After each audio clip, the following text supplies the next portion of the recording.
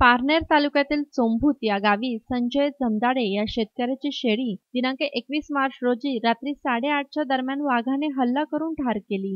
यामुळे नागरिकांमध्ये घबराटीचे वातावरण पसरले आहे। या भागात लवकरात लवकर पिंजरा लावावा अशी मागणी ग्रामस्थांमधून होत आहे। या बातमीचा सविस्तर आढावा घेतला आहे आमचे पारनेरचे प्रतिनिधी स्वप्नील भालेराव यांनी। पाहूयात। मी संजय जमदाडे, राहणार चोंभूत जमदाडे मळा।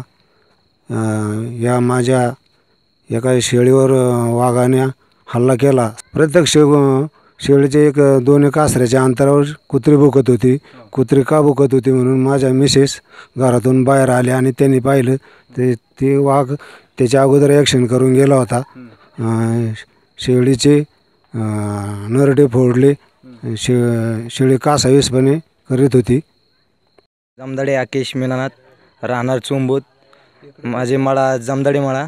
मी गावातून येत असताना विक्रम सोमोशी यांच्या गोट्यापासून वाघाने उडी मारली। ती वड्यात पाहिली आम्ही आणि माझ्यासोबत सागर गोलप आणि चैतन्य जमदाडे हे दोघं होते आणि वाघ पट्ट्याचा होता।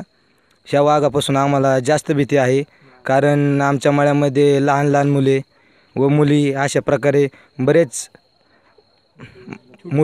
छोटी मुले असल्यामुळे त्या वाघाची आम्हाला जास्त भीती आहे। तरी वन अधिकाऱ्यांनी तातडीने येऊन आणि इथे पिंजरे बसवले पाहिजे।